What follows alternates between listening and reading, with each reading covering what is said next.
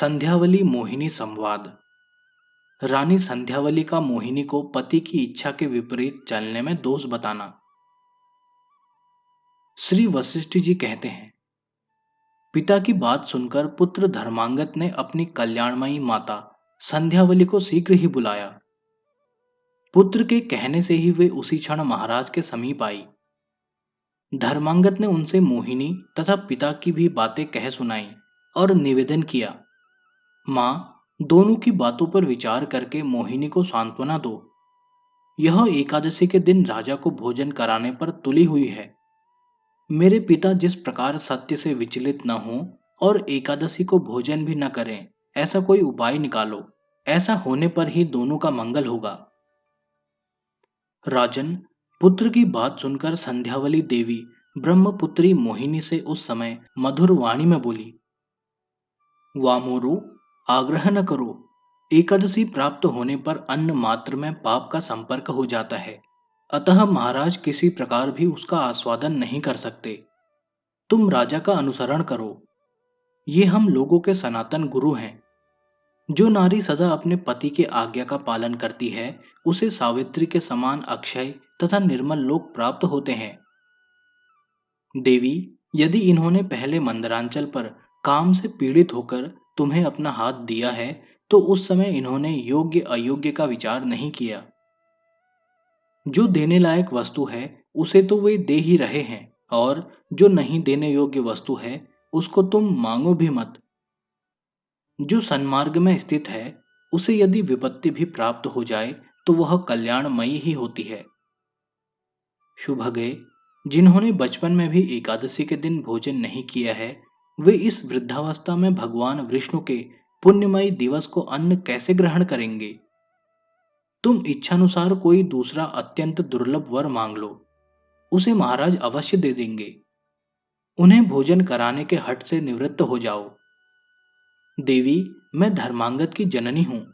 यदि तुम मुझे विश्वसनीय मानती हो तो सातों द्वीप, नदी, वन और पर्वत सहित इस संपूर्ण राज्य को और मेरे जीवन को भी मांग लो।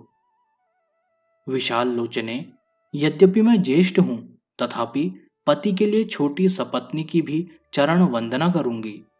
तुम प्रसन्न हो जाओ। जो वचन से और शपथ दोष से पति को विवश करके उनसे न करने योग्य कार्य करा लेती है, वह पाप परायणा नारी नरक में निवास करती है।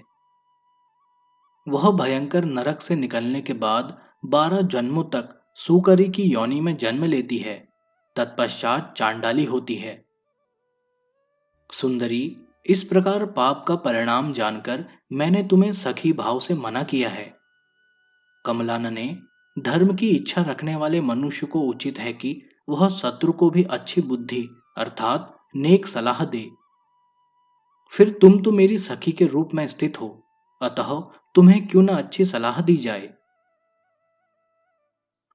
संध्यावली की बात सुनकर मोह कारिणी मोहिनी सुवर्ण के समान सुंदर कांति वाली पति की ज्येष्ठ प्रिया से उस समय इस प्रकार बोली, शुभ्रु, तुम मेरी माननीया हो, मैं तुम्हारी बात मानूंगी।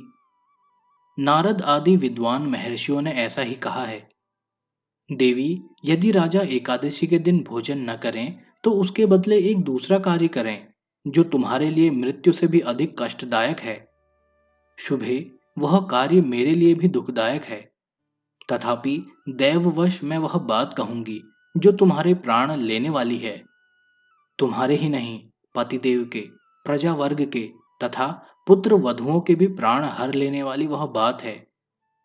उससे मेरे धर्म का नाश तो होगा ही, मुझे भारी कलंक की भी प्राप्ति होगी। उस बात को कर दिखाना तो दूर है, मन में उसे करने का विचार लाना भी संभव नहीं है। यदि तुम मेरे उस वचन का पालन करोगी तो इस संसार में तुम्हारी बड़ी भारी कीर्ति फैलेगी, पतिदेव को भी यश मिलेगा, तुम्हें स्वर्गलोक की प्राप्ति होगी, तुम्हारे पुत्र की सब लोग प्रशंसा करेंगे और मुझे चारों ओर से धिक्कार मिलेगा। श्री वशिष्ठ जी कहते हैं, राजन, मोहिनी की यह बात सुनकर देवी संध्यावली ने किसी तरह धैर्य धारण किया और उस मोहिनी से कहा, कहो कहो, क्या बात है। तुम कैसा वचन बोलोगी जिससे मुझे दुख होगा। मुझे अपने पति के सत्य की रक्षा में कभी कोई दुख नहीं हो सकता। स्वामी के हित का साधन करते समय मेरे इस शरीर का अंत हो जाए, मेरे पुत्र की मृत्यु हो जाए अथवा संपूर्ण राज्य का नाश हो जाए, तथापि मुझे कोई व्यथा नहीं होगी। सुंदरी, जिस पत्नी के पति उसके व्यवहार से दुखी होते हैं, वह समृद्धशालिनी हो तो भी उस पापिनी की अधोगति ही कही गई है।